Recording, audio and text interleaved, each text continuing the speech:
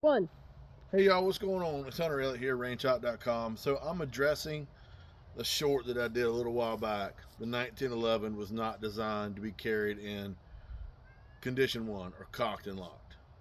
And I don't know if I miscommunicated when I posted that video. It was a short. YouTube limits you to 60 seconds. So maybe I didn't communicate my point well. Perhaps some people misunderstood me, or perhaps some people read the title and never watched the video, which I suspect probably happened as well. I caught a lot of flack, got called a lot of names, which is fine. I know when you're on the internet, you got to have thick skin. Didn't bother me at all. But a lot of people's like, well, you don't know nothing about the 1911. You must be a Glock fanboy, and so forth. But that's not true. Anybody that's watching my channel know that I've been carrying 1911 since I was 20-ish, and I've been reviewing them for the past. I've been writing for gun magazines and myself for the past 23, 24 years. Wow. But primarily a lot of 1911 reviews. One of my first early mentors was John Travis, 1911 tuner. So the vast majority of what I know about the 1911, I've learned from him and other sources as well. But let's get to the point.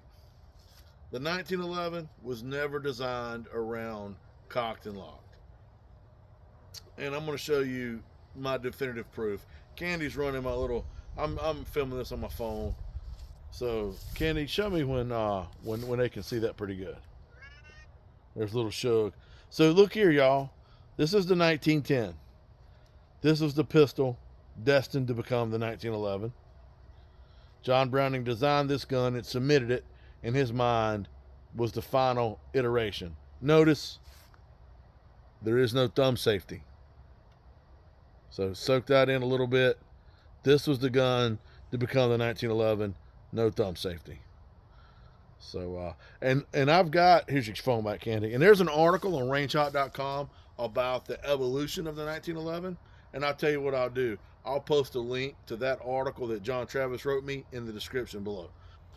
But when John Browning designed the gun, it had no thumb safety on it. When it was submitted for trials, the Army requested, could you add a thumb safety? The reason being, when the trials were going on, the cavalry was still mounted on horseback. And so the U.S. Army was like, they want that. If the cavalryman is riding his horse or what have you, and he decides or circumstances dictate he needs both hands to either gain or maintain control of the animal, he needed a way to where he could safely put that pistol in the holster, hence the thumb safety. So that was a secondary thought for holstering the gun, when it was loaded. Now, I carry my 1911 in condition one because I feel like that's the best way to carry it. But that's my opinion.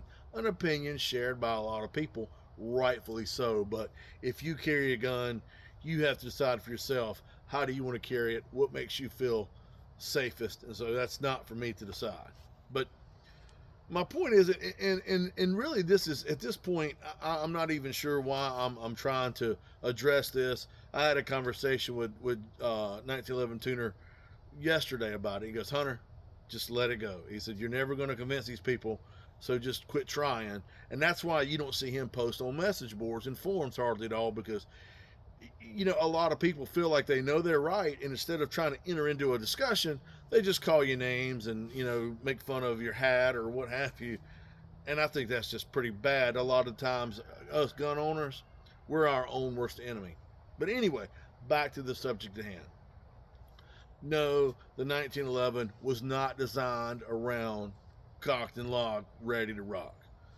Regardless of how you want it to feel, how you want to believe, what you've been told by all the gun store commandos or whoever has told you that, I'm sorry, but they were wrong. And the proof there is in the pudding when John Browning designed it. Now, a lot of people, it didn't have a thumb safety. A lot of people will say, well, Hunter, that was a 1910, not the 1911. That number, that number, 1911 designation, all that designates is the year that it was adopted by the military, the U.S. Army, which was in 1911. So if the U.S. Army never requested a thumb safety so you could safely holster the gun from horseback, then the 1911 wouldn't have a thumb safety on it right this moment. So it was never ever designed to be carried in condition 1 or cock locked and ready to rock. Now, the U.S. Army manual states that it shall be carried in condition 3 until imminent threat is perceived. Now, that's a lot of variable there, but when people say, well, the Army says this or that, if you read the original technical manuals, the Army's like, carry it in condition 3. If you're not familiar with the conditions, it was, I believe, condition 3 is loaded magazine, empty chamber, hammer down. Condition 2 is loaded magazine, loaded chamber, hammer down. Condition 1 is loaded magazine, loaded chamber, hammer back, safety on. And then I believe later on condition 0 was added, which was loaded magazine, loaded chamber, hammer back, thumb safety off. Just for reference. So anyway, I'm not going to drone on about that, but there's my proof. John Travis said, show them the picture of the original 1910, 1911. Just explain it to them when the gun was designed. It didn't have one. That's not to say, I'm not saying don't carry it. That's how I carry it. You carry it like you want to. I don't care. But, for the sake of just historical accuracy, that's why I'm probably wasting all of our time with this video. So anyway, if you like the video, please consider subscribing. If you hate the video, please consider subscribing. See what else you can hate on. And look here, y'all take care of yourselves, and I will see you at the range.